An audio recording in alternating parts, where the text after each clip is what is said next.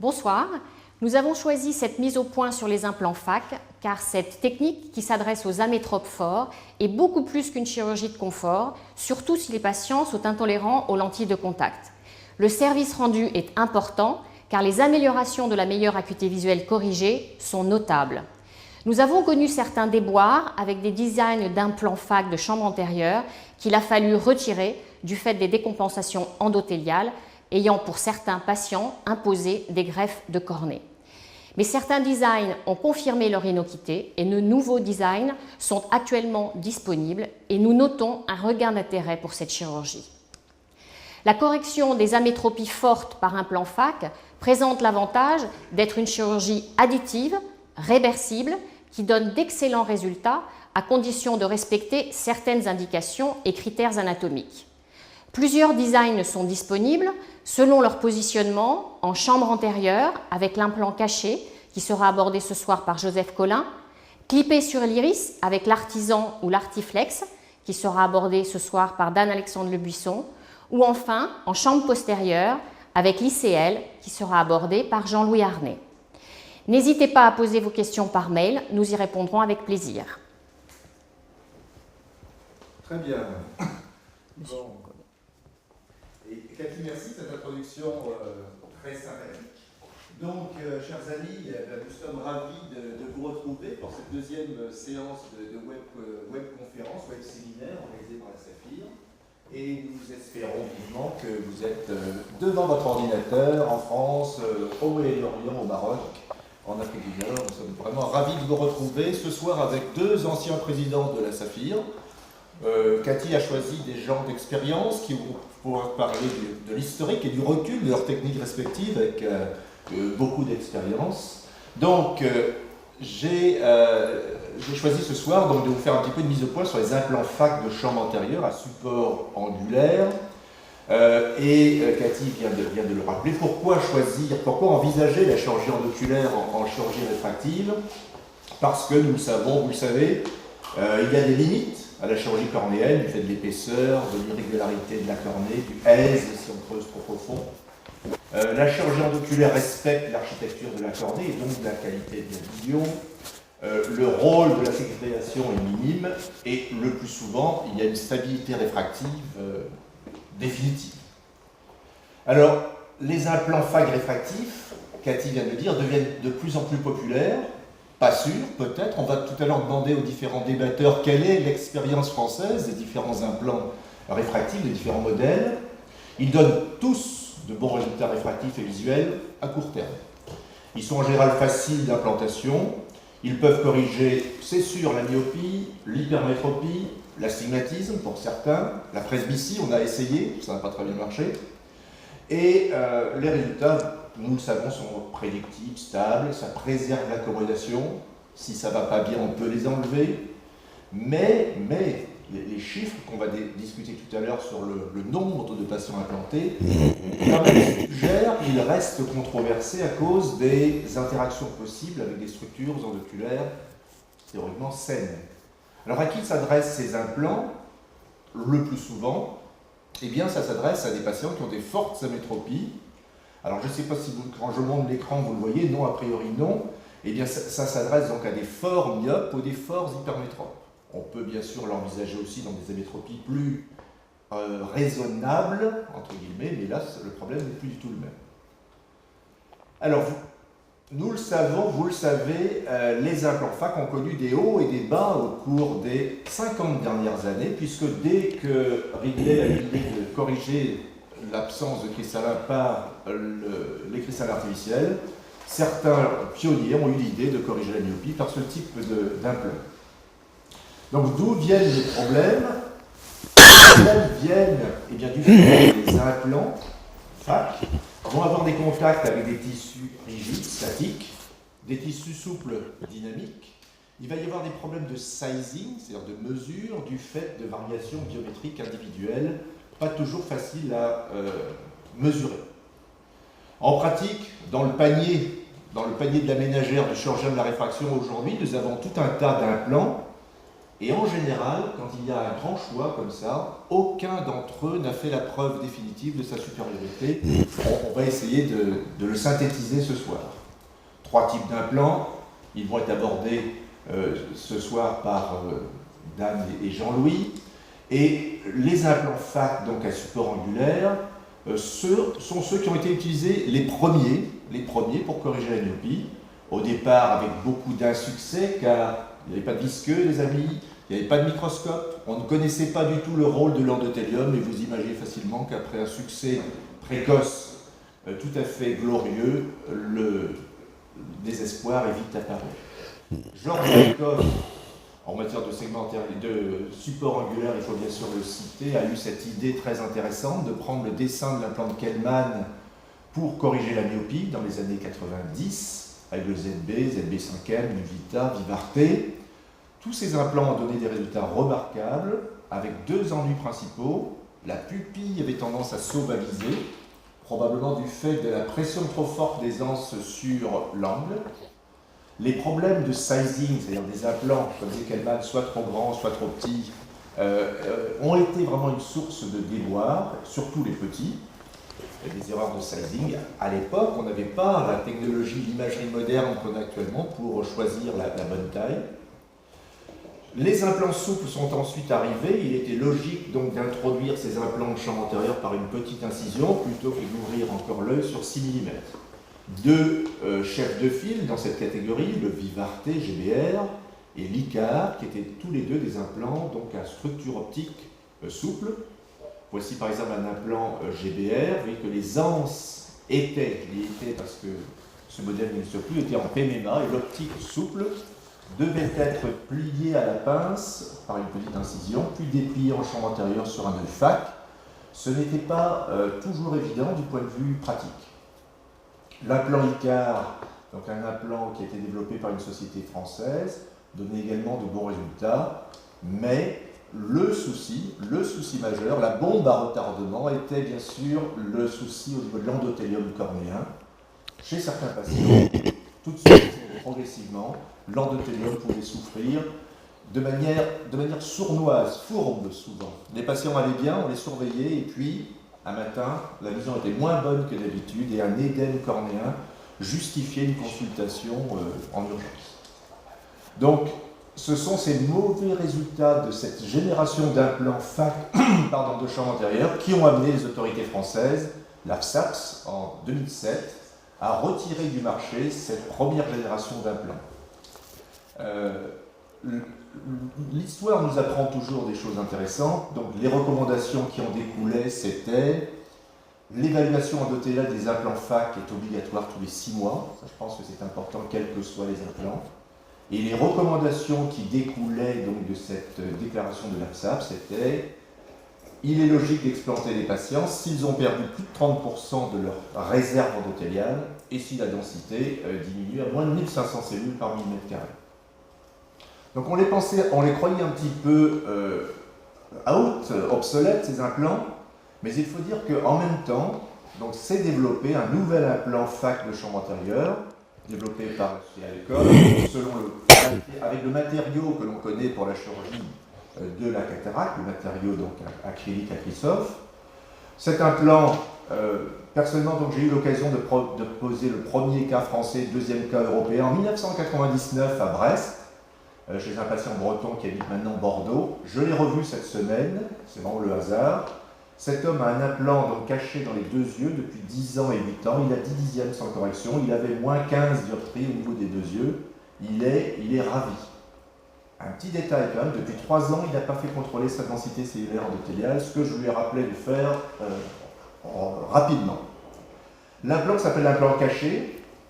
C'est une finesse du langage américain, parce que pour les Américains, caché, ça veut dire avoir du cachet, ça signifie posséder un certain luxe, du prestige, du charme. Toutes ces qualités apparemment sont réunies dans cet implant de champ antérieur que je vais vous présenter. Le dessin, vous le connaissez, c'est un implant monobloc avec donc des aptiques qui vont aller se nicher dans l'angle. Le diamètre de l'optique, c'est 6 mm. Rappelez-vous 6 mm. 6 mm, chez certains jeunes, la pupille parfois est dilate au-delà de 6 mm. Le diamètre total va de 12,5 à 14 mm. C'est un implant qui peut corriger actuellement des myopies de -6 à -16 dioptries. Alors le bilan, je pense que le bilan que je vous présente là sera similaire au bilan présenté par mes amis dans quelques instants. La pupille, la profondeur de la chambre antérieure, le diamètre de la chambre antérieure, la kératométrie, la densité des cellules endothéliales, la réfraction, la distance vertex, sont les éléments qui font partie du bilan normal de l'implantation FAC. La profondeur de la chambre antérieure, eh bien, on l'évalue à l'ECOA. L'IOL Master donne une bonne mesure de cette profondeur. L'OCT bisenté est également très utilisé. Et pour les gens vraiment nantis en technologie, l'UBL Artemis de la Wittgenstein permet de préciser vraiment de façon très nette cette profondeur de la chambre antérieure, dont il faut également mesurer le diamètre pour avoir un sizing adapté de l'implant. L'OCT visante est très recommandé, puisqu'il nous donne des mesures précises. L'Artemis, encore une fois, très précis. Le Pentacam ne va pas tout à fait jusqu'à l'angle, et donc il y a une extrapolation de cette mesure. Et enfin, donc l'IOL Master donne une mesure white to white, blanc to blanc, qui est intéressante et qui, couplée avec les autres mesures, nous rassure dans le choix de notre implant. En matière d'implant à support angulaire, vraiment, là où il faut être très très attentif, c'est la densité cellulaire endothéliale, qu'il faut mesurer avant l'intervention et tout le temps après. Alors, bien sûr, on va mesurer le nombre de cellules, mais également leur surface. On va évaluer le polynégatisme, c'est-à-dire le coefficient de variation de forme des cellules, et le pléiomorphisme, c'est-à-dire le coefficient de variation de forme des cellules. Les recommandations actuelles pour l'implant caché varient en fonction de l'âge. En effet, cet implant, tous les implants que nous mettons actuellement seront enlevés. Ils seront enlevés le jour où le patient soit développera une complication, soit lorsque le patient fera une cataracte. Et donc, cette distance prévisible de retrait varie en fonction de l'âge. Et donc, il faut plus de réserve endothéliale, comme vous le voyez sur la diapositive, chez le tout jeune, que chez le type de 46 ans, où là, 2000 cellules devraient suffire à assurer la survie de sa cornée jusqu'à la cataracte. La cataracte qui survient en général 10 à 15 ans plus tôt chez les myopes, surtout opérés, que chez les non-myopes. Alors, on a un guide pour choisir les implants en fonction de la taille du sulcus, donc de la mesure du sulcus. Ce guide, pas de problème. Il y a actuellement donc un logiciel online qui permet facilement de choisir l'implant qui va être le plus optimal pour chaque patient. Et vous avez reçu votre implant. En général, vous recevez 2 implants au cas où. Un secours n'est jamais nuisible. Donc voici une chirurgie donc classique. C'est une chirurgie qui se fait donc en myosis, bien sûr, avec une utilisation généreuse de viscoélastique que l'on injecte dans l'angle. Il vaut mieux éviter d'en injecter devant la pupille, car le visqueux qui se glisse derrière l'iris est une source de préoccupation post-opératoire immédiate. Alors, l'autre challenge, c'est de bien plier l'implant. Au tout début de l'évaluation de cet implant, il y a eu quelques implants qui ont été probablement mis dans le mauvais sens, donc à l'envers, et pouvant donner, du fait de la courbure de l'implant, des soucis endothéliaux, bien sûr. Donc vous voyez, l'implant est mis dans une cartouche comme les cartouches qu'on utilise pour la chirurgie de la cataracte. Il est plaqué bien au fond de la cartouche. Il a actuellement une petite marque sur ses anses, de façon à être sûr que l'on l'insère dans la bonne position. Il est poussé dans la cartouche, on s'assure qu'il est en bonne position. Et l'implant, je ne sais pas si on le voit sur l'écran, se replie. Il faut qu'il se replie vers le dessus et non pas vers le dessous, de façon ensuite à se déplier de façon harmonieuse dans la chambre antérieure. Les manœuvres de rotation de l'implant dans la chambre antérieure sont possibles, mais quand même un peu périlleuses pour le cristallin, qui est transparent, rappelez-vous, et la cornée. Donc, l'injecteur est, selon les recommandations, poussé jusqu'au centre de la pupille. et l'implant va se déplier lentement. Il ne saute pas hors de l'injecteur, ça c'est une qualité tout à fait intéressante. Il va se déplier et on fait bien attention donc de le pousser dans l'angle. Il faut faire en sorte qu'il ne se glisse pas derrière l'iris, ce qui peut arriver toujours sous l'effet de la pression, de la poussée sur ces yeux fort myopes. Donc, vous savez, la poussée vitréenne est toujours possible. Donc, l'optique est injectée, et ensuite les deux petites pattes, vous voyez, les deux petites pattes sont glissées dans l'angle, de façon donc à se centrer le mieux possible. Le point suivant sur lequel je vais insister beaucoup, bon, pas d'iridectomie c'est sûr, mais le point sur lequel il faut insister lourdement, c'est il faut laver le visqueux, le plus soigneusement possible pour éviter l'hypertonie oculaire qui peut être terrible. Quand on laisse du visqueux après un implant FAC, là la pupille n'est pas dilatée, on ne voit pas le visqueux, ça peut être terrible l'hypertonie que présentent les patients dans les heures qui suivent. Donc sur table, on lave le visqueux le plus possible, un Diamox intraveineux à la fin de l'intervention, et le patient est revu 1 heure, 2 heures après pour vérifier sa tension. Si la tension est un peu trop forte, on fait bâiller l'incision pour évacuer le visqueux. Donc l'implant ensuite se localise dans la chambre antérieure comme vous le voyez sur ces images, avec en général donc 2 tiers en avant de l'implant, 1 tiers en arrière. Et ce qui fait pour moi la force de cet implant, parce qu'on n'arrive jamais à trouver la bonne taille, c'est que cet implant va nous pardonner nos petites erreurs de mesure. Les aptiques vont s'ouvrir plus ou moins en fonction du diamètre de l'œil, du segment antérieur.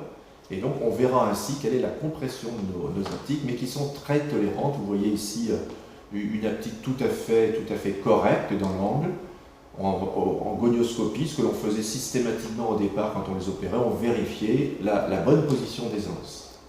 Donc encore une fois, on regarde la distance entre l'implant et la cornée, l'implant est cristallin. En post-op, bon, pour l'iconographie du dossier, on regarde en OCT où se trouve l'implant par rapport à la géométrie de l'iris, et on note ça dans le dossier, de façon à, par la suite, voir s'il y a des variations, des fluctuations dans la biométrie du segment antérieur. Alors, je vous donne quelques chiffres, parce que c'est quand même intéressant de voir ce qui s'est fait. Et depuis là, une dizaine d'années, en France, aux États-Unis, au Canada, plusieurs études prospectives ont été réalisées chez des patients, plutôt des femmes, d'âge moyen 36 ans, qui avaient une chambre antérieure profonde, en moyenne de 3,7 mm, un diamètre moyen de la cornée de 11,88, et comme mes amis vont le dire dans quelques instants, pratiquement tous les patients voient mieux après l'opération sans lunettes qu'avant l'opération avec leurs lunettes. Ce n'est pas une chirurgie réfractive banale, c'est une chirurgie réfractive thérapeutique. Il y a vraiment un avantage médical à être opéré par cette chirurgie. L'acuité visuelle est excellente. Alors, en général, les patients voient mieux qu'avant sans lunettes, mieux qu'avant avec leurs lunettes. Et chez les patients qui avaient déjà 10 dixièmes avant l'opération, vous voyez, les résultats sont superbes. Est-ce que c'est stable? Là, à 4 ans, vous voyez, il n'y a pas la moindre ondulation, la moindre fluctuation de la réfraction, c'est archi stable. La question que vous vous posez, et la question qu'on s'est posée, c'est bien sûr quelle est la perte endothéliale. Alors à 6 mois, tous les patients sont revus, et vous voyez que la perte à 6 mois est de 3%. 3%, c'est le geste du chirurgien. Hein. Le geste du chirurgien, c'est la perte aiguë à 6 mois. C'est, à mon avis, dans les limites de tout ce qui est normal, dans les limites de la fiabilité de la mesure du spéculaire. Les variations à long terme sont beaucoup plus intéressantes, et vous voyez ici à 3 ans, 4 ans, que les pertes actuelles sont de 5% et 8% à 3 ans et 4 ans. Alors ces chiffres, les patients les plus anciens, ce sont les patients qui ont été opérés avec le moins d'expérience, avec des chirurgiens qui avaient le moins d'expérience. Hein. Il est évident que, actuellement, avec habitude, ces pertes cellulaires seront encore moindres, et par rapport aux chiffres proposés par la FDA dans les recommandations, les pertes que vous voyez là sont tout à fait minimes par rapport à ce que l'on peut attendre par rapport donc, à une perte physiologique. L'hexagonalité en pourcentage ne bouge pas, c'est-à-dire que les cellules ne souffrent pas, et le coefficient de variation varie très peu. Là aussi, il y a très peu de souffrance cellulaire. Les complications, alors il y en a eu surtout au début, des synéchies, vous voyez 400 patients, 13 synéchies, quelques implants ont dû être enlevés, parce que certains patients voient les bords de l'implant, ça arrive avec tous les implants. Il y a toujours des patients un peu psychologiquement exigeants qui ne supportent pas de voir les reflets sur l'implant. La pression intraoculaire nécessitant un traitement prolongé, il y a un seul cas, donc très très peu, un seul cas de déplacement de l'implant, donc très petit, et sur 400 cas, uniquement deux patients ont présenté une ovalisation de la pupille, ce qui est rien par rapport à ce qu'on a vu auparavant. Les effets secondaires à 1 an, bon, en noir, oui, en noir, là c'est aucun effet secondaire, pas de halo, pas de gêne, pas d'éblouissement. Très peu de patients se plaignent de halo, mais rappelez-vous que déjà les myopes avec lunettes ou lentilles sont souvent sujets à ce genre de plainte.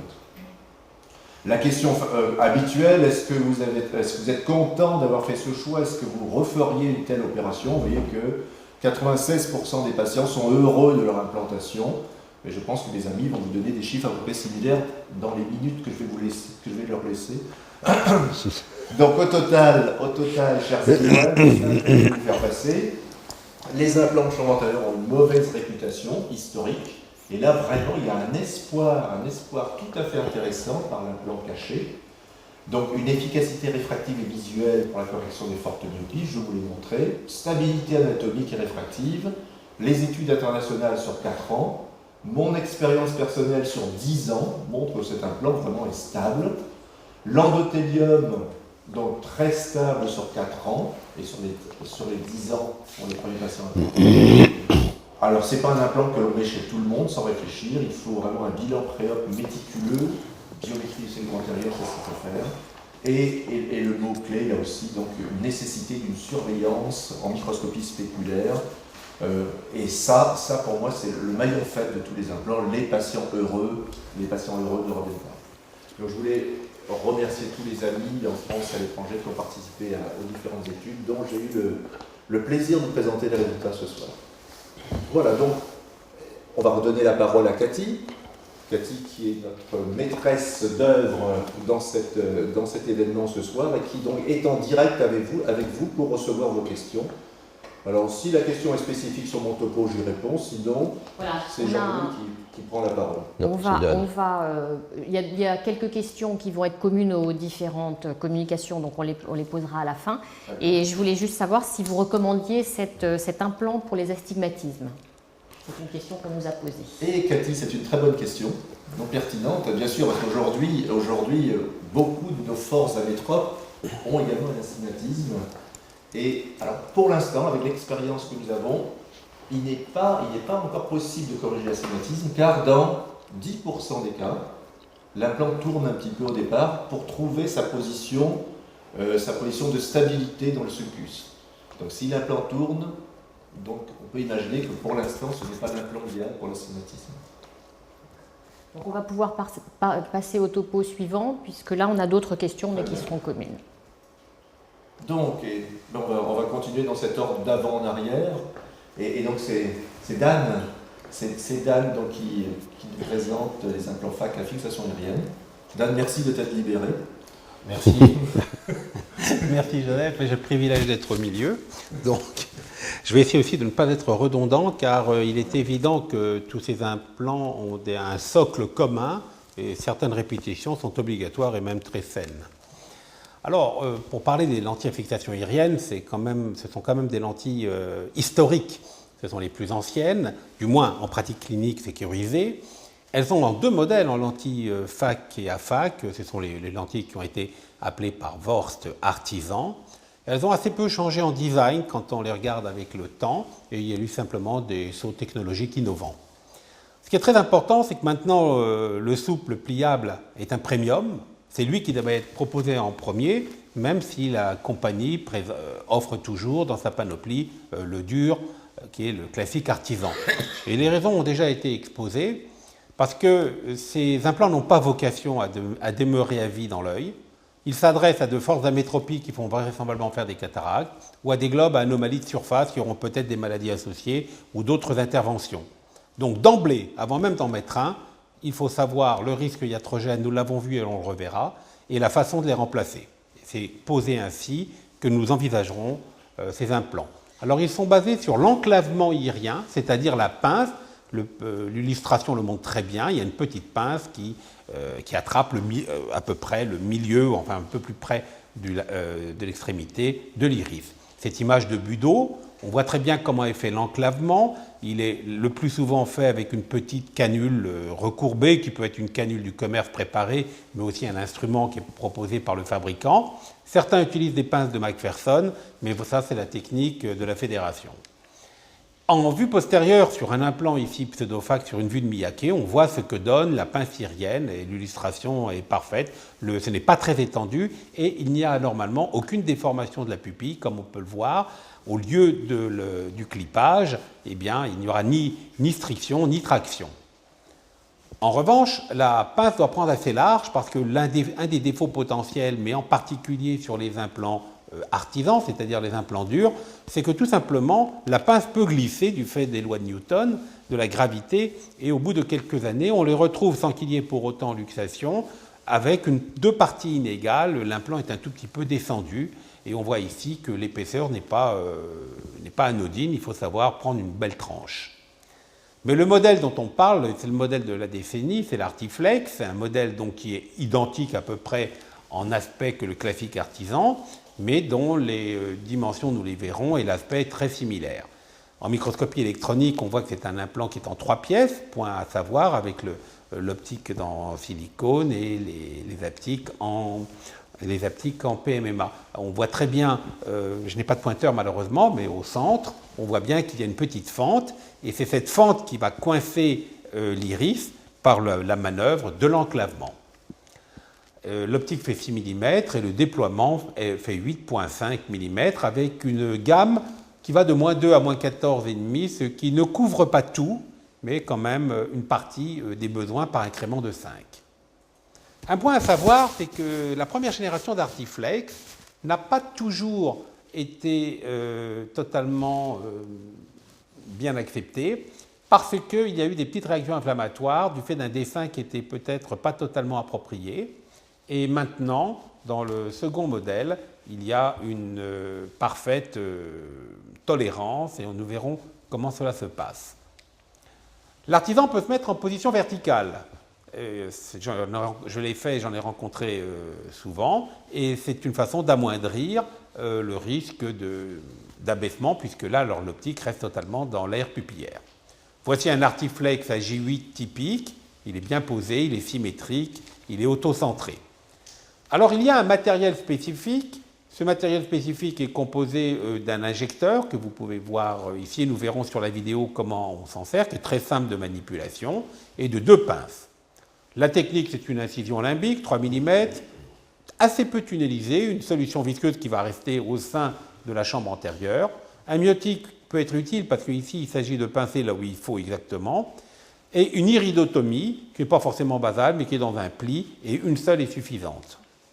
Alors, nous allons voir la pose de l'implant qui est glissé sur son injecteur, et par une incision de 3 mm, il entre avec une certaine vivacité à l'intérieur du globe, parce que tous les optiques siliconées sont plus rapides, évidemment, au déploiement. Mais là, il n'y a pas, à franchement parler, de plicature à l'intérieur. C'est uniquement lors du franchissement du tunnel. Et après avoir été posé dans la position de recommandation, le clippage est ainsi fait par 2 petites entrées de service. Alors, c'est un implant qui, évidemment, demande une certaine habitude de la gestuelle, parce qu'il n'est pas évident de saisir avec la pince un silicone qui est très glissant, qui échappe souvent, donc il faut une quantité de viscoélastique en quantité importante, l'iridotomie qui vient conclure l'opération. Et vous voyez cet aspect pseudo-ovale, puisqu'il ne persistera pas en post-opératoire, mais que l'on voit à la fin d'une intervention. Pour revenir sur l'artisan, il y a eu 3 modèles. Le plus rectangulaire, si l'on peut dire, étant pour les myopies les plus fortes. Et un modèle a été supprimé, mais je crois que c'est un implant maintenant qui... Je vais simplement montrer l'incision. Le principe opératoire est similaire. Il a moins d'instrumentation spécifique. Mais voyez, ces vastes incisions-là sont définitivement passées de mode. Et on peut les considérer comme historiques. Je ne vais donc pas m'appesantir. S'il veut bien. Voilà. Les implants à fixation irienne demandent quand même pas mal de biométrie. Il faut qu'il y ait de l'espace de tous les côtés. Il faut qu'il y ait au moins 3 mm d'eau à la partie centrale entre la position cristallinienne et l'endothélium. Il faut qu'il y ait 2000 cellules, nous l'avons vu. Mais il faut aussi qu'au niveau de l'angle de l'optique, là où il va commencer à béquer, qu'il y ait un espace d'au moins 1,5 mm qui va empêcher, en cas de frottement, d'appui sur l'œil, d'avoir une perte endothéliale semi-périphérique qui est souvent le point de départ de la déperdition. Les 2 points les plus importants et récemment mis en évidence sont la nécessité de l'espace entre le cristallin et la face postérieure de la lentille, et on l'évalue à au moins 0,8, et aussi la nécessité d'avoir un iris plat, et c'est là quels sont les apports importants de l'imagerie. Ici, je vais montrer des OCT, où on voit une image avec artisan de plus 12 et une image avec artisan moins 23. On voit que les espaces et toutes les conformations biométriques sont cohérentes. On peut faire une imagerie de Scheimpflug qui montre encore très bien ce que l'on vient de voir. Et c'est nécessaire, car regardez, si on voit l'image du haut, qui est une image sympathique, avec un angle ouvert, un iris plat et une chambre antérieure profonde, la partie du bas est évidemment un peu limite et quelque chose à définitivement contre-indiquer, car nous avons une chambre à 2,17 et nous avons un iris qui bombe. On peut donc dire que dans le bilan, l'imagerie type OCT est absolument indispensable, alors qu'on s'en passait il y a maintenant peu de temps, on s'en passait tout simplement faute d'avoir tous le matériel pour cela. Et c'est une des raisons de la diminution des incidents avec les implants FAC. La question de la croissance cristallinienne est venue sur la table, parce que cette croissance cristallinienne, elle est continue au cours de la vie, et d'autre part, en dilatation, comme on peut le voir ici, il peut y avoir une antéposition, Georges Baïkov a montré des images, mais d'autres auteurs aussi, de la partie antérieure du cristallin.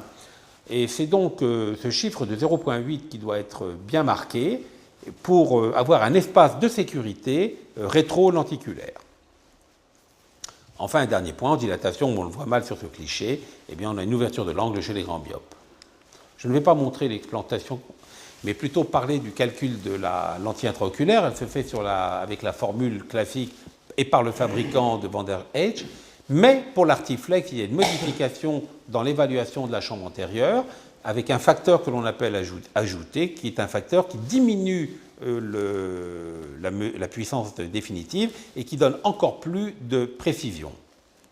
Alors, tout à l'heure, on a parlé de l'astigmatisme. Eh bien, cet implant, les 2 implants, artisan et artiflex, sont proposés en torique, et c'est une avancée évidemment importante quand on sait que ces grands amétropes, pour 40% d'entre eux, ont une nécessité de correction d'astigmatisme associé. Auparavant, c'était la victoire du bioptique avec le kératomylosis associé. Et maintenant, je crois qu'avec l'implant torique, c'est définitivement relégué.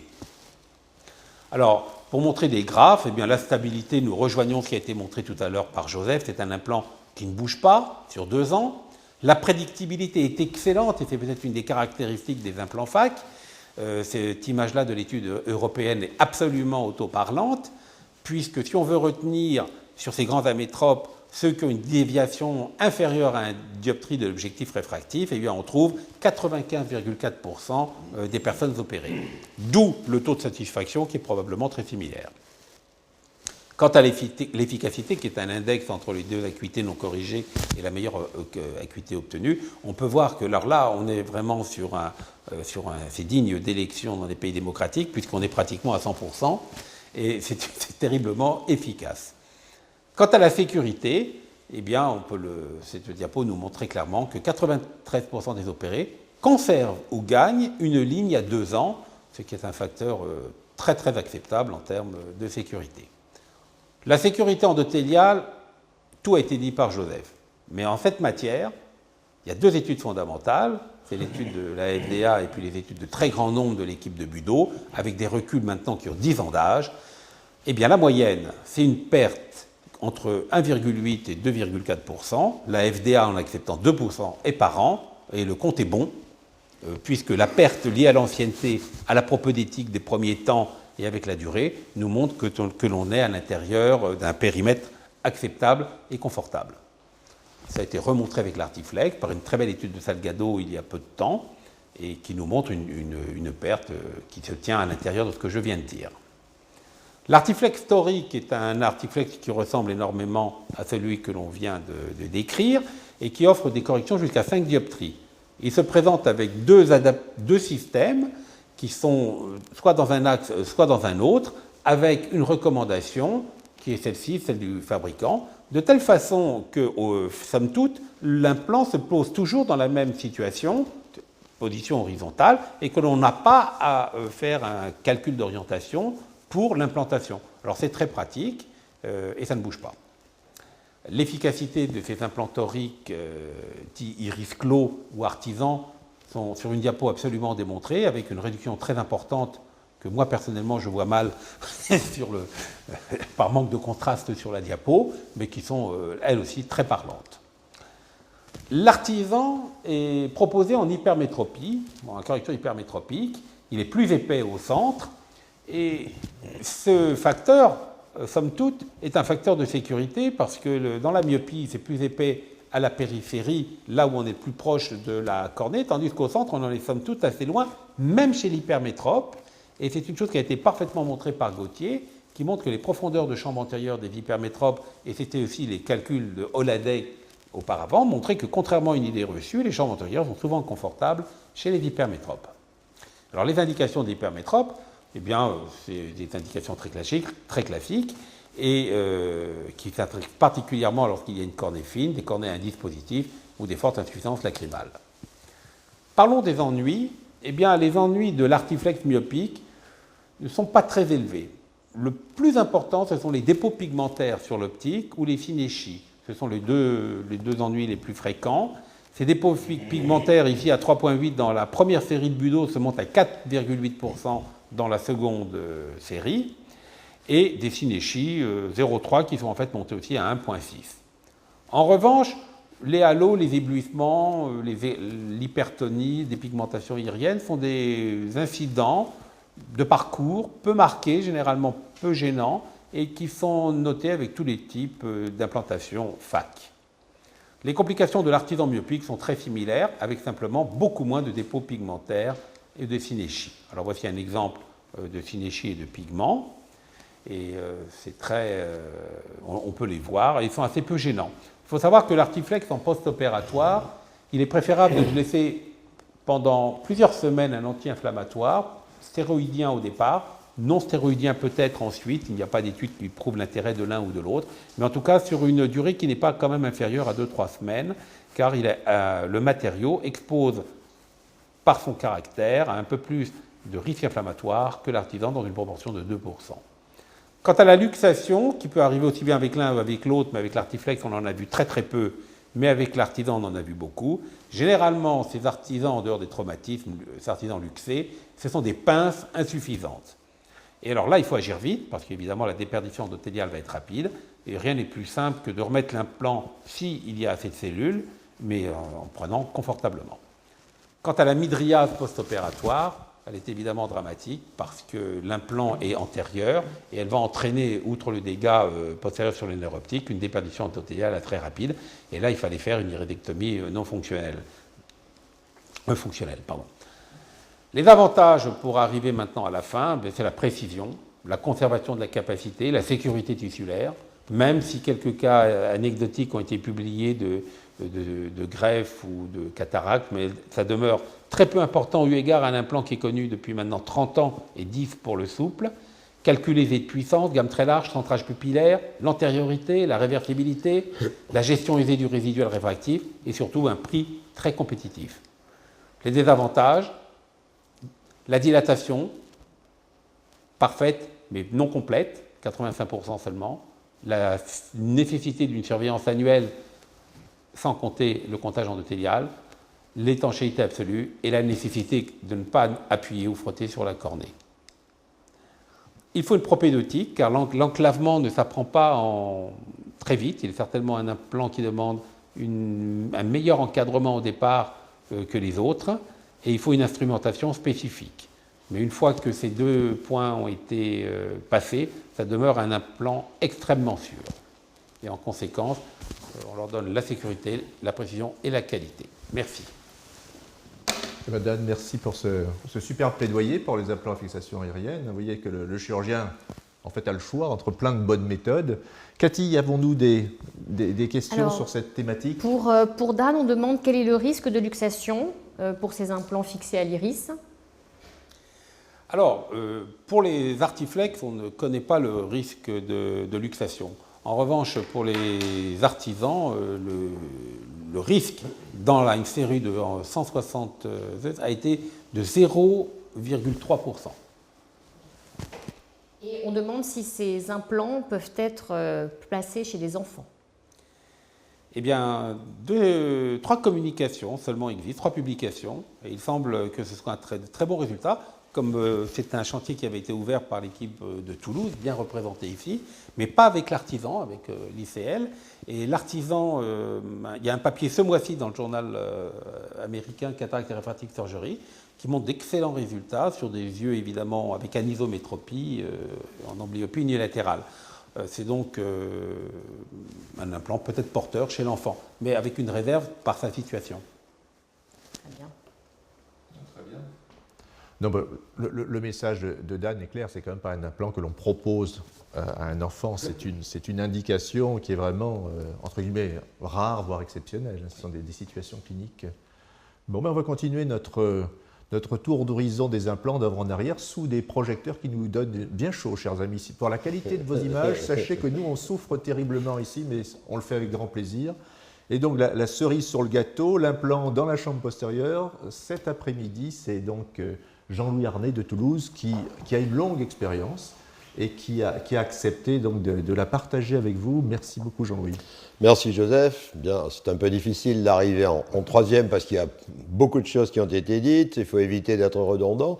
Mais je dirais quand même que ces implants FAC de chambre postérieure, ils ont une originalité. Ça a été quand même de très loin les premiers implants souples. Il faut se rappeler que sont sortis pratiquement en même temps l'implant de Vorst, à ce moment-là l'artisan, l'implant Z2B et l'implant de chambre postérieure qui était un implant souple. C'était quand même une très grande originalité que d'éviter ces grandes incisions qui étaient très astigmatogènes.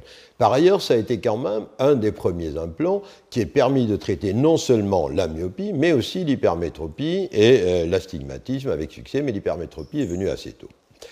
En réalité,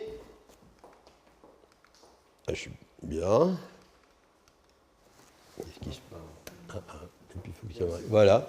Alors, cet implant souffre d'idées reçues qui sont extrêmement défavorables. C'est d'abord que c'est une chirurgie périlleuse. C'est vrai que c'est un endroit où le chirurgien du segment antérieur n'a pas obligatoirement l'habitude de travailler et de se promener. Cet espace qui est situé entre l'iris et le cristallin, et c'est quelque chose qui peut paraître inquiétant pour certains. En réalité, on va voir qu'une technique rigoureuse peut éviter beaucoup de complications. Enfin, c'est un implant qui est porteur dans l'esprit d'un taux élevé de complications, en particulier d'hypertonie et de cataracte, mais ceci tient essentiellement au fait que les premiers implants étaient très épais dans la partie optique, c'est ce qu'on appelait les implants boutons de chemise de Fiodorov, et maintenant, ça n'est absolument plus le cas. Bon, décidément.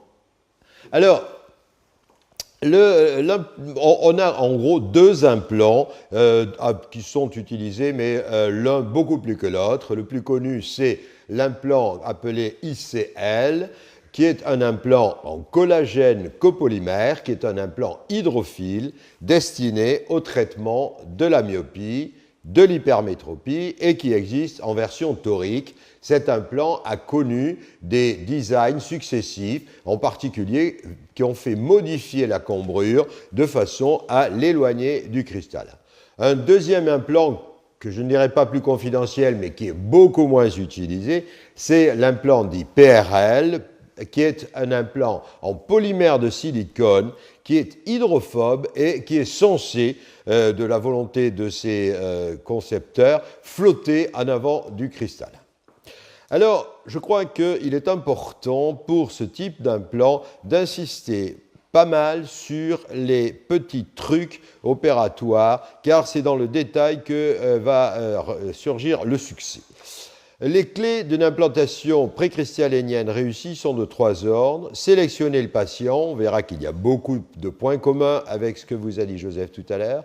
Être rigoureux dans la technique d'implantation et savoir gérer d'éventuelles complications post-opératoires immédiates qui peuvent survenir. Alors, les critères d'inclusion, bien sûr, absence de pathologie oculaire, une chambre antérieure de 2,8 mm pour les yeux myopes, c'est quand même la chambre antérieure la plus étroite requise. Pour les autres implants de chambre antérieure, qui soient à fixation aérienne ou à appui angulaire, il faut une chambre antérieure qui fasse au moins 3 mm chez le myope, épaisseur de cornée déduite. Dans l'œil hypermétrope, il faut une chambre antérieure qui fasse 3 mm au moins. Le contingent endothélial, là aussi, doit être au moins supérieur à 2200. Et là, on insistera sur l'importance de l'examen de l'angle, car cet implant venant se situer en arrière de l'iris va repousser un tout petit peu en avant le plan aérien, et il faut que l'angle soit suffisamment ouvert pour tolérer cet éventuel rétrécissement de diamètre, de puissance. Alors, un des vrais reproches que l'on fait à l'examen préopératoire et à l'utilisation de l'ICL, c'est le fait qu'il est difficile de déterminer sa longueur. En effet, on l'a dit tout à l'heure, le seul appareil qui nous permettrait d'avoir une mesure réelle du sulcus, ce serait l'appareil d'ultrasonographie à haute fréquence de la Milan-Reinstein. Peu de chirurgiens en disposent. Donc, on est obligé à des approximations et il était classique de dire qu'il n'y avait pas de correspondance entre la mesure blanc à blanc que l'on a l'habitude d'utiliser et la taille du sulcus. En réalité, ceci est battu en brèche par une étude récente faite par un Coréen qui s'appelle Kim, comme tous les Coréens, et qui a fait une étude très importante où il a comparé la mesure du sulcus faite avec un Artemis et la mesure blanc à blanc, et il a donné une formule mathématique. Il démontre qu'il y a une parfaite correspondance mathématique entre la taille du sulcus, la kératométrie et un certain nombre de chiffres qu'il propose. Donc il y a une correspondance et la mesure du blanc à blanc peut être considérée comme une approximation très suffisante pour le choix de la longueur de l'ICL. Alors, l'habitude, pour la mienne, c'est dans l'œil myope, j'utilise le blanc à blanc plus 0,5 à 0,6 mm arrondi à la moitié supérieure, et pour l'œil hypermétrope, le blanc à blanc arrondi à la taille supérieure disponible. La technique d'implantation, celle qui inquiète un petit peu, elle doit bien sûr être atraumatique à la fois pour l'endothélium et pour le cristallin. La préparation d'abord, il faudra faire une iridectomie. Il était classique de proposer de réaliser 2 iridotomies au laser YAG, séparées d'à peu près 2 heures, de façon à ce que si l'une était obturée par l'implant, l'autre ne le soit pas. Ces iridotomies étaient réalisées classiquement 10 à 15 jours avant l'intervention. Je crois que c'est une pratique qu'il faut totalement abandonner, car elle est génératrice d'une migration de pigments, et cette migration de pigments, on pourra le retrouver après ensuite sur l'implant. Pardon. La médication, le préopératoire, la préparation, il faut une dilatation. Il faut une dilatation sans atropine, de façon à ce que la pupille puisse revenir correctement en myosis en fin d'intervention. Il faut une dilatation qui ne soit pas excessive. Il ne faut pas complètement rétracter l'iris, il faut avoir un petit bord d'iris de façon à bien le voir lorsqu'on mettra en place l'implant.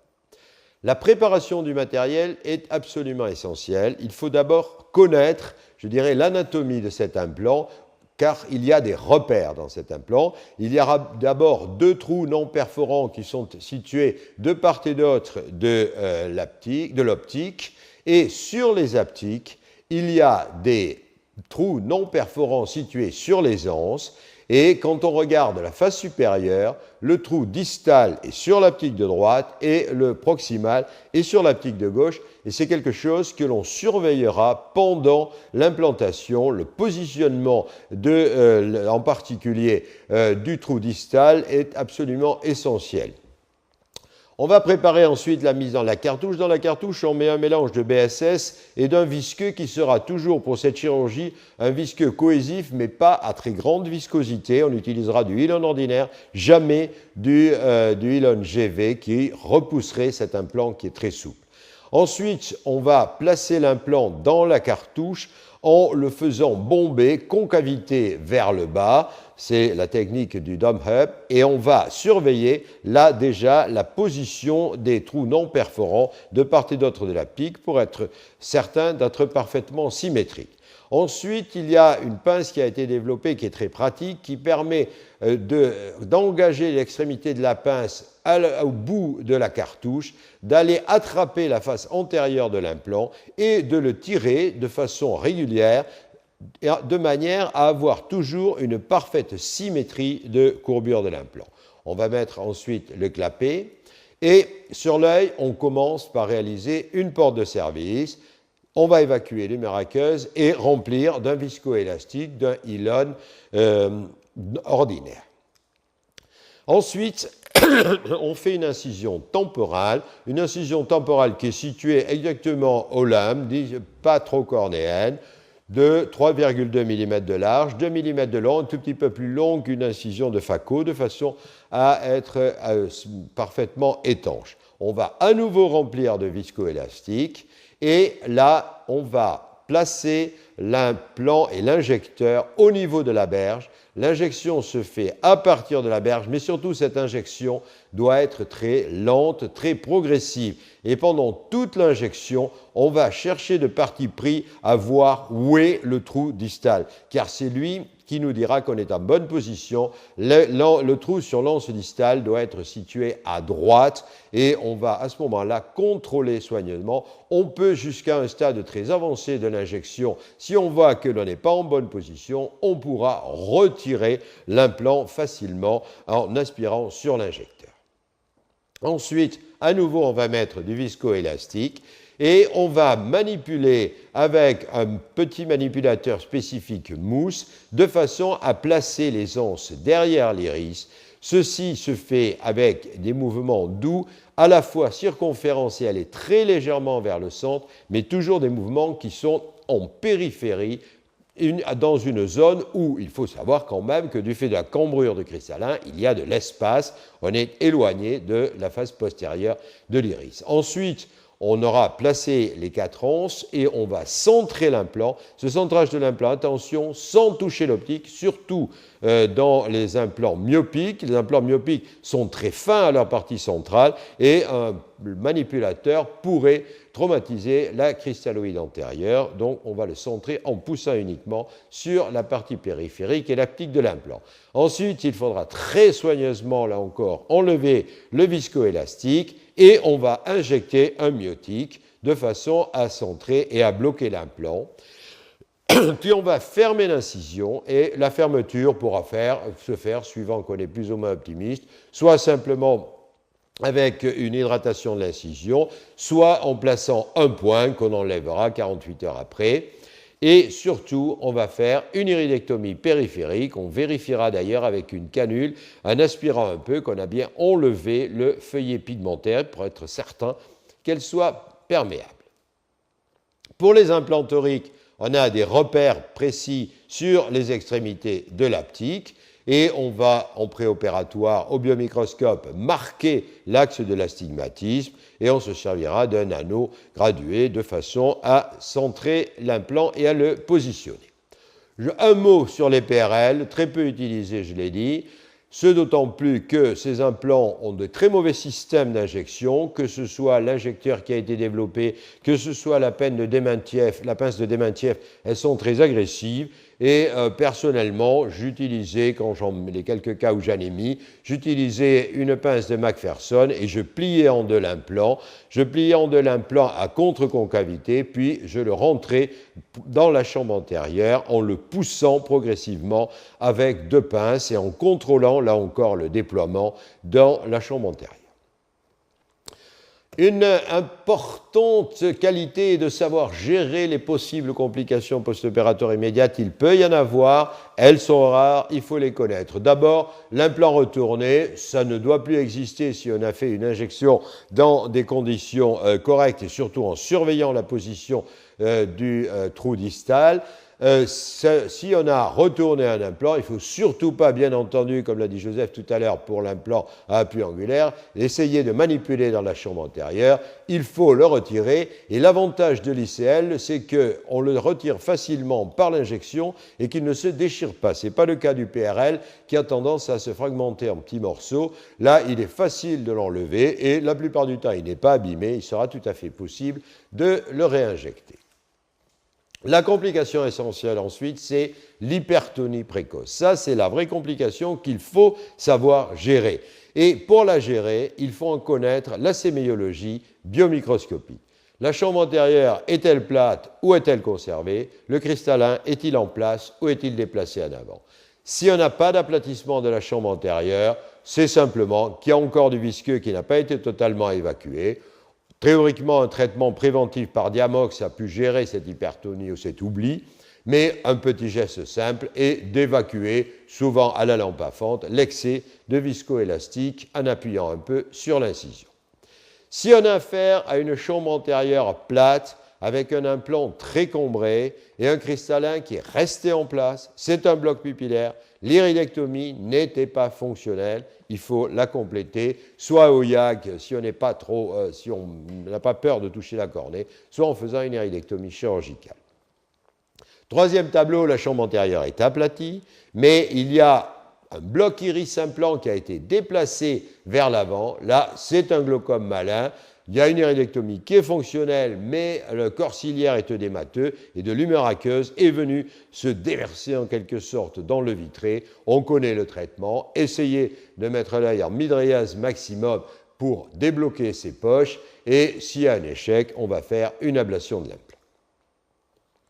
Les complications à distance, on l'a vu dans les deux premiers exemples d'implants, ce sont celles qui vont déterminer le choix d'un implant FAC, c'est-à-dire l'agression des tissus environnant l'endothélium, l'iris et le cristallin. L'endothélium, je crois que c'est une grande force de cette position d'implantation en arrière de l'iris, c'est l'éloignement de la face postérieure de la cornée. Toutes les études le prouvent, il y a 2 à 4% de perte cellulaire endothéliale la première année, ça c'est l'agression chirurgicale, et ensuite on est en retour tout à fait proche du physiologique, et même si le patient a tendance à se frotter les yeux, il n'y a pas de risque d'augmenter la perte cellulaire endothéliale. La dispersion pigmentaire, elle est liée à l'agression aérienne. C'est vrai que cet implant est en arrière de l'iris et que l'iris, lorsqu'il va se mobiliser, va se frotter sur la face antérieure, va frotter sa face postérieure sur la face antérieure de l'implant. Et il peut y avoir des migrations pigmentaires à long terme qui se font souvent à la périphérie de l'optique de l'implant myopique, qui se font quelquefois dans l'angle iridocornéen, mais il n'y a pas d'exemple qu'il y ait eu de glaucome pigmentaire nécessitant en particulier un traitement chirurgical. Il est certain que pour limiter un petit peu la migration pigmentaire, il ne faut pas faire d'iridectomie YAG, je l'ai dit, mais il faut éviter aussi les manipulations un peu trop importantes de l'implant lors de la mise en place. Il ne faut pas s'amuser à le faire tourner 2 ou 3 fois. Alors la cataracte, bien sûr, c'est le reproche numéro 1 que l'on fait à ce type d'implant. C'est vrai que les taux étaient très élevés avec les premiers modèles, je l'ai dit, ils avaient une optique très épaisse qui venait nécessairement en contact avec la face antérieure du cristal. Actuellement, la fréquence est évaluée avec le modèle V4 d'ICL que l'on utilise actuellement. Elle est évaluée autour de 3%. C'est donc quand même très modéré. Et il faut rappeler ce que vous a dit Joseph tout à l'heure, c'est qu'en particulier dans les yeux myopes, il y a une cataracte, une opacification cristallinienne qui survient beaucoup plus tôt que chez des sujets normaux. Il est certain qu'elle est plus fréquente si on l'a fait chez un patient qui avait déjà des opacités préexistantes. Il y a un certain nombre de facteurs qui sont logiques. Plus l'âge du patient est élevé, plus on risque d'opacifier son cristallin. S'il y a un volt insuffisant, une cambrure insuffisante ou excessive, on peut avoir des contacts soit au centre si la cambrure est insuffisante, soit en périphérie si la cambrure est excessive. Si on fait des analyses répétées, on s'aperçoit qu'en réalité, même en OCT, on n'a pas très fréquemment de contacts et que ces contacts ne sont pas obligatoirement générateurs d'une opacité évolutive. Il arrive assez souvent qu'on ait des petites opacités centrales de la cristalloïde antérieure sans que cela affecte de façon majeure l'acuité visuelle. L'expérience du chirurgien, il est classique d'en parler. En réalité, pour être dans une équipe où j'en ai mis beaucoup, mais j'en ai fait mettre beaucoup par des jeunes, je n'ai jamais vu de cataracte traumatique lors de la mise en place due à un traumatisme péropératoire, lors de la mise en place du cristallin, de l'implant. Je pense que c'est sûrement moins difficile à apprendre et à enseigner donc que la mise en place d'un artiflex. Si on a une cataracte qui survient, un des avantages qui n'existait pas pour les autres implants quand cet ICL était le seul implant souple, les avantages revendiqués étaient le fait qu'il était facile de l'enlever par la voie d'abord et de pratiquer une phacoémulsification sans avoir la nécessité d'une grande incision. Alors, les résultats dans l'ensemble des séries publiées, vous avez tous les deux dit qu'on allait tous dire qu'il y avait un gain de meilleure acuité visuelle corrigé. C'est vrai chez le myope, parce qu'il y a un agrandissement de l'image rétinienne. Dans les différentes études, il n'y a pas de gain, ou parfois même des petites baisses de meilleure acuité visuelle corrigée dans les séries d'hypermétropie, du fait de la réduction de la taille de l'image et probablement aussi d'une augmentation de la taille de l'augmentation des aberrations. Quoi qu'il en soit, c'est surtout chez le myope et chez l'astigmate que l'on va avoir des gains de meilleure acuité visuelle corrigée. Je dirais que c'est dans les yeux astigmates que c'est encore plus spectaculaire, d'autant que ces yeux sont souvent myopes. Alors, pour en finir, les avantages des implants phac postérieurs, ils sont donc qui respectent la forme de la pupille, qui sont loin de l'endothélium, qu'il faut compléter en faisant un LASIK, c'est toujours possible sans risque, et qu'on a un recul important qui permette d'attester la stabilité des résultats réfractifs, pesant d'eau à 10 ans de recul chez l'hypermétrope. Et avec Laurence Le Sieur, on surveille des enfants myopes depuis 11 ans pour implanter pour une myopie forte unilatérale. Vous voyez le même gamin qu'on a implanté sur son œil gauche qui était en divergence du fait de sa myopie forte unilatérale. Et on n'a aucun cas d'opacification du cristallin, ni bien entendu de dégâts endothéliens. Alors, quelles sont les indications actuelles que l'on peut considérer comme logiques de cet implant précristallinien?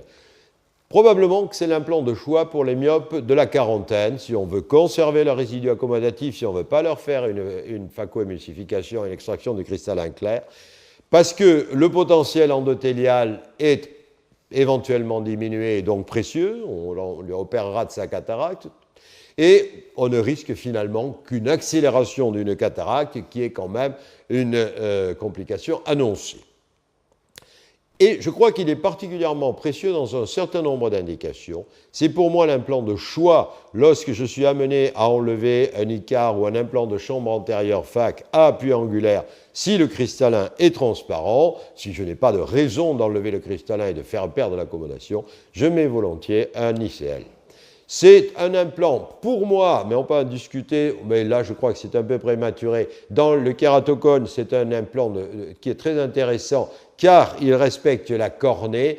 Je n'y insiste pas, on en a parlé à la dernière WEF conférence, mais je voudrais dire qu'actuellement, on est en train d'essayer un petit peu de faire le tri des bonnes indications de l'implant torique, car finalement, tous les cas de kératocone ne relève pas d'un implant torique. En particulier, si on regarde les formes de Rabinovitch, sur une étude récente qu'on a réalisée, on s'est aperçu que la forme D de Rabinovitch, c'est-à-dire très asymétrique, n'avait pas du tout de bons résultats avec cet implant torique.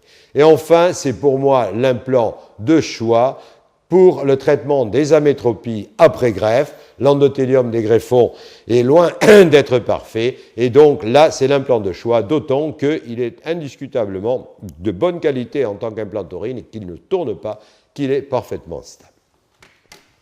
Voilà les qualités que je trouve à l'implant postérieur. Eh bien, Jean-Louis, merci de cette superbe présentation. Non, je pense que ces mises au point de ce soir sont très informatives et on va voir, vous, quelles sont vos réactions. Donc, Cathy, est-ce que vous arrivez à débrouiller les nombreuses questions? On nous demande, on sait qu'on a des PRL qui sont passés dans le vitré. Est-ce que vous avez eu des cas d'ICL passés dans le vitré? Alors, les PRL, d'abord, ça a été quand même une publication espagnole qui, à ma connaissance, est restée la seule. Il est vrai que le PRL, qui a l'ambition de flotter devant le vitré, devant le cristallin, est susceptible par ses mouvements d'être agressif peut-être pour les fibres zonulaires et de finalement créer une brèche. Il n'y en a jamais eu par contre avec les ICL. Alors on a des questions un petit peu pour tous les orateurs. Lorsqu'on a un implant FAC, est-ce qu'il y a des sports qui sont contre-indiqués? Est-ce que vous émettez des réserves pour certains sports? Bon, peut-être la boxe, mais... En dehors de ça, est-ce qu'il y a des sports contre-indiqués à risque... C'est une question intéressante. Bon, on va y répondre tous. Il faut rappeler d'abord que la myopie, au-delà de 6 dioptries, est une contre-indication pour la plupart des sports de combat. Et ça, nous rappelons à nos amis qu'il ne faut pas signer de licence sportive pour la boxe, le karaté, le judo, etc., à des gamins qui ont une myopie au-delà de 6 dioptries. Ceux-là, en général, donc, ce sont... Le myope de moins 15, souvent, ce n'est pas un grand sportif. Hein. Il a eu un périmètre de fonction visuelle un petit peu limité. Il a toujours été un petit peu attentif à ses lunettes qu'il ne fallait pas casser quand il était gamin. Donc, ce n'est pas un grand sportif. Et d'une façon générale, quand on les opère, vous avez vu la moyenne d'âge pour l'implant de champ antérieur, par exemple, c'est 36 ans. Le sport de combat n'est plus un problème d'actualité.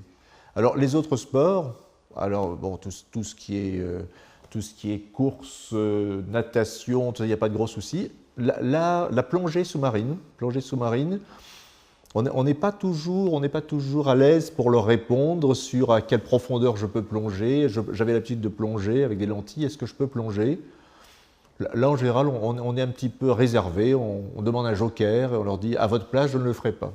Je ne sais pas avec l'implant à fixation irienne si tu les laisses plonger profond, Dan.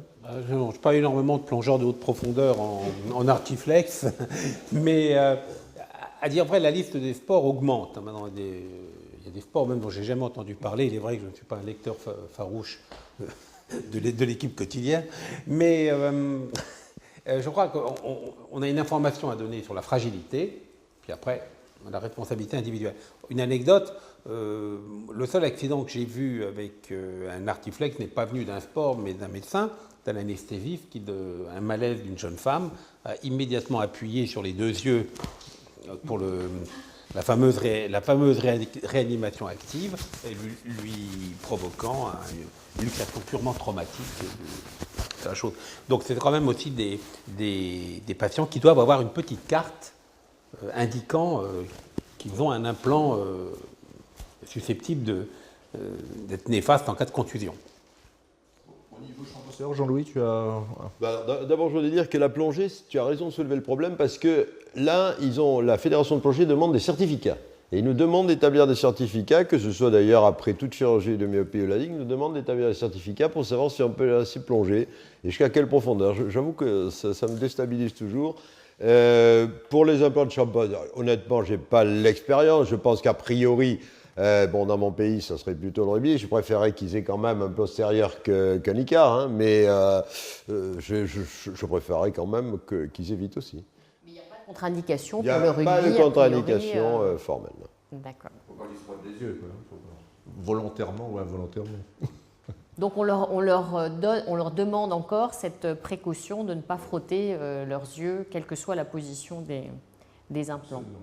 Est-ce qu'on peut rappeler, on nous demande de rappeler les profondeurs de chambre antérieure limites pour les 3 implants, puisque a priori on a des tailles de chambre antérieure qui sont un petit peu différentes selon que l'on place un implant en chambre antérieure ou en chambre postérieure? Alors d'avant en arrière, pour l'implant à support angulaire, 3 mm à partir de l'endothélium, c'est une valeur sécurisante. Toujours se méfier de est-ce que la chambre antérieure est mesurée de l'épithélium ou de l'endothélium, enfin ça fait quand même un demi-millimètre en plus. Donc pour un implant angulaire mis dans de bonnes conditions, c'est 3 mm. Je parle pour les myopes parce que pour l'instant, il n'y a pas d'indication pour les hypermétropes avec ce type de correction. Pour la fixation irienne, le chiffre officiel, c'est 3,2. Mais il y a des auteurs dans certaines séries qui considèrent pour l'artiflex à 3. Et il faut aussi savoir que ce n'est pas la même forme suivant l'artisan de grande myopie. Et donc je crois que la profondeur de chambre antérieure n'est pas le seul facteur maintenant. Il faut aussi regarder l'angle. Il faut que cet angle ait quand même une ouverture. Et l'iris. Donc je crois que cette notion de profondeur est insuffisante. Il faut un OCT. Enfin, il faut une imagerie. Oui. Pour les postérieurs, c'est 2,80 pour les myopes et 3 mm pour les hypermétropes. Alors, on nous demande s'il faut faire obligatoirement un OCT avant, ou bien est-ce qu'un ORB-scan suffit pour le sizing?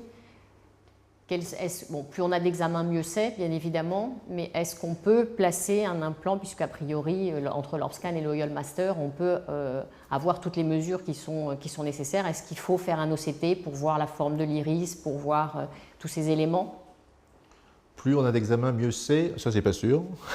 Il vaut mieux avoir des technologies que l'on connaît bien, que l'on maîtrise bien, que l'on comprenne bien, et les utiliser de façon reproductible chez les patients plutôt que d'essayer d'avoir une imagerie qui parfois n'est pas hyper concluante. Personnellement, donc, nous avons accès à l'OCT et pour nous, ça ne nous viendrait pas à l'idée d'opérer un patient sans faire un OCT du segment antérieur. Je pense que ça fait partie du standard, mais on peut imaginer implanter un implant de chambre antérieure sans avoir une mesure par l'OCT. Je crois que quand on peut mieux faire, il vaut mieux faire mieux qu'artisanalement. D'accord. Je voudrais ajouter un point, c'est quand même, ce sont des patients qui vont passer tous les 6 mois au comptage endothélial. Bon, le comptage endothélial, c'est quand même pas quelque chose qui est dans chaque cabinet, du moins pour la surveillance d'un implant FAC. Il faut des appareils à large champ, apprécier les formes. Alors, il me semble que sur cette contrainte-là, un appareil type OCT en préopératoire, sans être une obligation, est vraiment de très très bonne clinique. Moi, je fais systématiquement un OCT. Je dois dire que ce n'est pas tellement pour la mesure du blanc à blanc que pour avoir l'angle, que pour l'examen de l'angle. C'est ça qui me paraît le plus important. Pour le blanc à blanc, les mesures de l'ORB-scan me paraissent aussi fiables que celles de l'OCT. Et alors là, une question un petit peu délicate. Si on a le choix entre les 3 implants, est-ce qu'il y a des critères? Alors, est-ce que si la pupille n'est pas parfaitement centrée, il vaut mieux être un artisan ou un artiflex parce qu'effectivement, on fait le centrage manuellement? Est-ce que si le patient ne peut pas revenir facilement, il vaut mieux lui mettre un ICL parce qu'on est plus tranquille quand même avec un ICL qu'avec... s'il a une cataracte, il reviendra nous voir, tandis que l'endothélium, ils arrivent souvent avec des décompensations. Est-ce qu'il y a un choix ou bien on a en main un implant et on choisit... de continuer avec celui qui nous donne satisfaction? Ou est-ce qu'il y a des critères de sélection des patients et en fonction des patients, on choisit un implant différent? Cher Cathy, la réponse peut être plurifactorielle. Et il y a la théorie et la pratique. En théorie, tous les arguments que tu viens de préciser sont des éléments de choix d'une technique versus une autre. Il est évident que si le patient a sa pupille complètement décalée en nasale, on ne va pas lui mettre un implant de chambre antérieure à support angulaire, puisqu'il va y avoir là des aberrations chromatiques majeures si les 2 systèmes optiques ne sont pas concordants. Si le patient a un début de cataracte, je ne pense pas que ce soit opportun de lui mettre un implant FAC de toute façon. Mais en écoutant les amis et puis en voyant ce qui se fait à droite à gauche, on a quand même une technique de prédilection due à l'habitude. Et on sera plus à l'aise de mettre un implant à fixation irienne quand on en met toutes les semaines, plutôt que de mettre un implant FAC de chambre postérieure comme ça de façon occasionnelle. Non, la réponse est il est logique de choisir l'implant en fonction de facteurs individuels, mais l'expérience montre qu'en routine, on a quand même tendance à faire ce qu'on fait souvent. Voilà. Mais bon, il y a quand même des facteurs d'exclusion. Je pense que l'âge peut être un élément important. Au-delà, je pense qu'au-delà de 40 ans, s'il y en a un myope fort qui veut se faire opérer et qu'il a vraiment un cristallin clair, qu'il a encore une accommodation qui est bonne, lui mettre un implant de chambre antérieure, quel qu'il soit, ne me paraît pas... Je peux argumenter, parce qu'on est là oui. pour... Et dans une de tes diapos, tu as dit que les facteurs de cataracte étaient les implants ICL. C'est des facteurs classiquement admis, mais en réalité, tout est discutable. J'ai vu. Donc, dans une diapo, c'était les facteurs qui prédisposent à la cataracte, c'est plus de 40 ans. Et dans les bonnes indications, tu mettais les patients de plus de 40 ans. Tout à fait, mais non, c'est classiquement admis. Ça correspondait à une publication qui a été faite où ils ont étudié tous les facteurs de cataracte. C'est vrai qu'ils en font à plus de 40 ans, mais à la limite, je dois dire qu'accélérer la cataracte de quelqu'un de 40 ans qui l'aurait faite, mettons, à 58 et qui va la faire à 53 parce qu'il aura un implant FAC, ça me gênera moins que de risquer de grever son potentiel endothélial. Le jour où on sera obligé de lui enlever le cristallin, on va encore détruire quelques cellules endothéliales. Je pense qu'il faut l'amener au jour de sa cataracte avec le meilleur potentiel endothélial possible. C'est plus le temps de le faire, de lui user l'endothélium. J'argumente. Non, je ne vois pas pourquoi ne pas mettre un implant de chambre antérieure à support angulaire à un type de 45 ans qui a une chambre antérieure profonde, qui a 2500 cellules par millimètre carré. Les chiffres qu'on montre actuellement, 3% de perte aiguë, puis ensuite 1% à peine par an, sachant que si on met un implant de chambre postérieure, le cristallin gonfle de 20 microns par an, donc le cristallin va prendre de plus en plus de place derrière l'iris. Et donc le risque vraiment qu'il y ait peu de place pour mettre l'implant entre l'iris et le cristallin, le risque augmente, alors qu'au niveau de la chambre antérieure, ce type a 2500 cellules, on l'opérera de sa cataracte à 60 ans, il va tenir largement ce potentiel cellulaire. Tout à fait d'accord avec le risque cataractogène, mais par contre, attention quand même dans l'histoire, les implants de chambre antérieure, chaque fois, à appui angulaire, on a eu l'impression d'avoir le miracle. Parce que même les ICAR, qui ont quand même été très désastreux, pendant 3-4 ans, ils ont maintenu un potentiel endothélial. Donc la question qui peut se poser quand même avec le cachet, c'est de savoir si, simplement, ça ne va pas commencer un peu plus tard que les autres. Même si la perte endothéliale, tu as l'habitude de comparer toi-même quand on en parle en disant c'est le type qui tombe du 15e étage et qui dit au 5e, jusque-là, ça va. Jusque-là, ça va. Mais la technologie a beaucoup évolué. Regarde le téléphone portable que tu as en 90 et regarde l'iPhone que tu as aujourd'hui. Imagine donc le gap technologique qu'on a connu au cours des 20 dernières années. Pour les implants, c'est pareil. Oui, bon, donc, clairement, il y a toujours des choses ignorées. Regarde la différence de design entre l'ICAR et le cachet. La Sveltes. Oui, la Sveltes, d'accord. Mais enfin, on peut toujours penser qu'il y a quand même, là aussi peut-être, un cadavre dans le placard. Hein. Donc, à surveiller sur le plan endothélial à long terme. Je dirais, votre honneur, comme on dit en Amérique, c'est que vous avez un implant qui vous règle votre débat. C'est celui qui est au milieu du nez, qui est assez loin des deux côtés. Et bon, il est vrai que c'est quand même celui qui demande d'être le plus chirurgien. Parce qu'en faveur de l'implant antérieur, quel qu'il soit, c'est simple. Élégant et facile. Et voilà. Élégant et facile. Le postérieur, il faut, comme on dit en grec, il faut savoir de quel côté on se met. Hein, oui. C'est bien expliqué. Mais celui à fixation irienne, très bien. Qui peut jurer qu'il mettra des artiflex en étant sûr qu'il n'aura jamais en opératoire une chambre antérieure dont la stabilité va le décevoir. On n'est jamais sûr. Voilà. Une autre question. Alors, on nous demande justement si pour l'ICL, il faut faire des comptages cellulaires tous les 6 mois ou bien si on peut un petit peu espacer. Très honnêtement, il me paraît raisonnable quand ils ont 4 ans de recul avec une bonne stabilité, une fois par an me suffit largement. D'accord. Bémol. Oui. Recommandation légalement, je sais qu'il faut le faire à 6 mois. Recommandation de l'AFSAPS, il est recommandé de faire un comptage cellulaire tous les 6 mois chez les patients porteurs d'implants FAC. Le type d'implant. Ouais. Donc, si vous voulez, quand tout va bien, on s'en fiche, mais quand ça se gâte, si on n'a pas cette sécurisation préconisée au moins par le chirurgien, Ça peut être désagréable. Est-ce que l'un de vous a remplacé un jour, a fait une greffe pour une complication endothéliale d'un ICL? Non. Personnellement, Contact. non. J'ai fait des cataractes. Ah oui, d'accord, mais je vous accorde la cataracte, mon ami.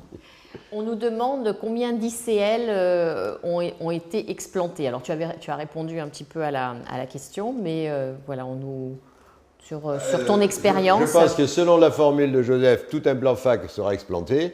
Et je pense que de toute façon, tous les ICL seront explantés et probablement un peu plus tôt que les autres. Parce que les implants de chambre antérieure, quand ils sont explantés, c'est en catastrophe parce qu'il y a eu une complication endothéliale. Les ICL, ils seront explantés parce qu'il y aura une cataracte, ils seront tous explantés. Oui, mais à très long terme. À quel rythme, ça Voilà. dépend à quel âge on l'a mis. Si on a mis un ICL à 20 ans, on peut très raisonnablement penser qu'on ne l'explantera pas avant que le patient ait 55 ans et sa cataracte, ou 55 ou 60. Alors, quelles sont les limites d'âge inférieures et limites d'âge supérieures pour les 3 types d'implants?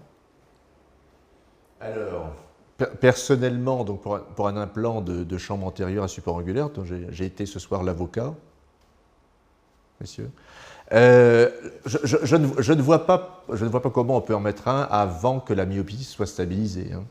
Donc, je crois que les plus jeunes qu'on ait mis, c'était 21 ans. Mais on était souvent aussi dans le cadre d'évaluation très cadrée par les autorités américaines. Non, ça n'a pas posé de problème particulier, sauf qu'il faut qu'il y ait une réserve endothéliale qui, en général, est tout à fait confortable. Parce que pourquoi implanter un gamin de 21 ans? C'est parce que s'il supporte ses lentilles et qu'il a moins 15, ça ne nous viendrait jamais à l'idée d'aller lui mettre un implant FAC. Mais un gamin qui ne supporte pas du tout ses lentilles et qui fait vraiment un blocage psychologique majeur, relationnel, familial, avec des lunettes de moins 15, c'est un problème qui doit être évalué dans sa globalité médico-psycho-économique. Donc, et le plus vieux, vous connaissez mon attrait pour l'extraction du cristallin, pas tout à fait cataracté. Donc j'avoue qu'après 50 ans, je n'en pose plus. Oui, même pour les plus âgés, tout à fait d'accord. Pour les plus jeunes, je pense que de toute façon, on ne le fait que quand on a un petit peu l'épée dans le dos. Les cas qu'on avait opérés il y a plusieurs années, c'était des myopies fortes unilatérales avec une menace d'amblyopie, une intolérance aux lentilles.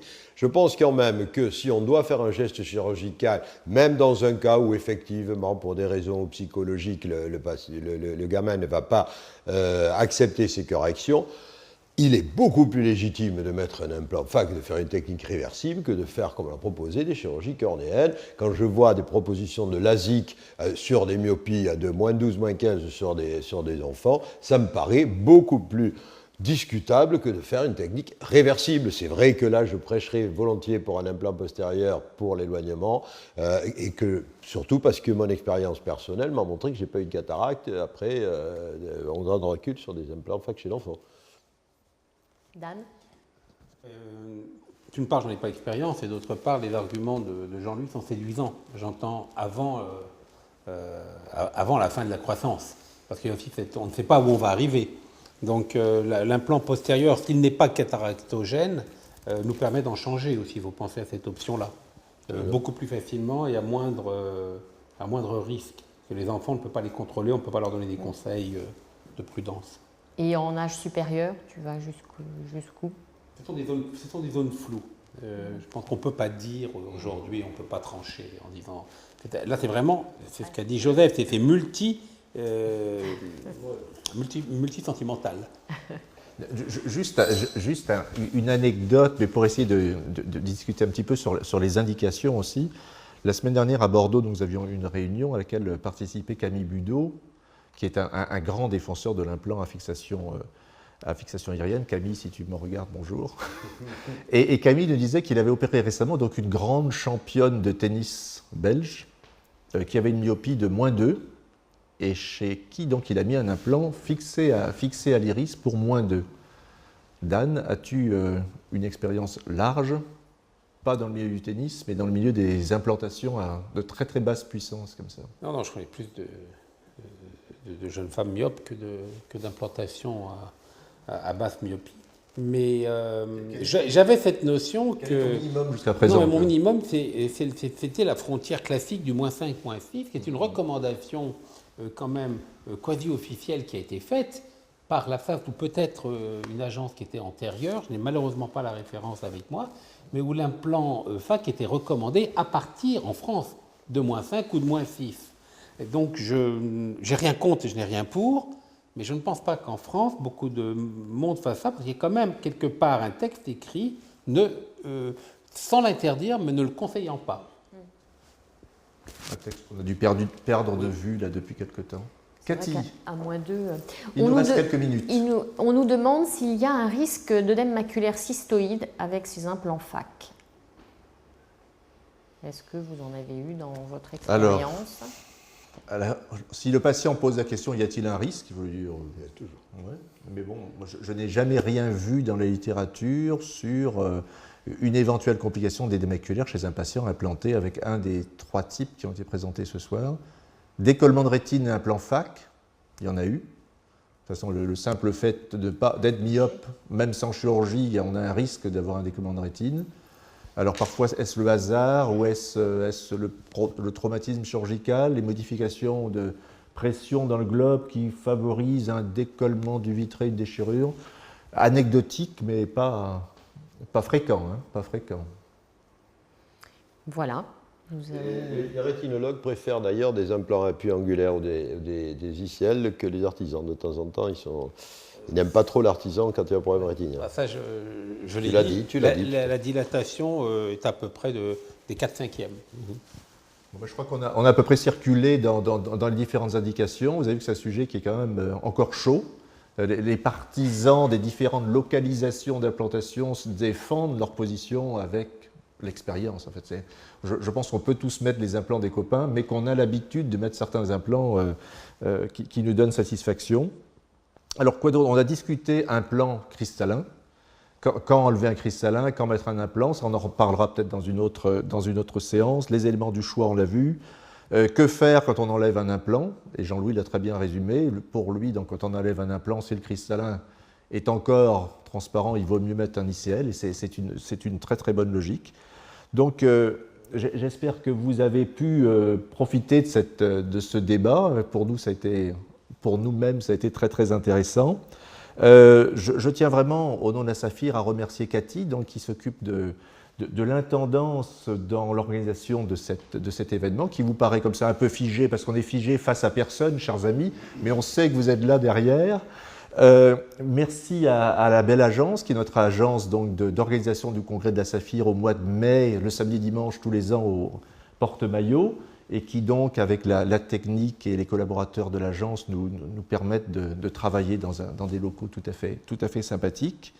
Merci à notre trésorier, que vous ne voyez pas, mais qui est là, Arié Danan, qui paye les habits, qui paye grâce à nos cotisations, vos cotisations, qui paye ces échanges, qu'on essaye d'être interactif avec vous et qu'on va essayer de renouveler. La prochaine étant quand, Cathy?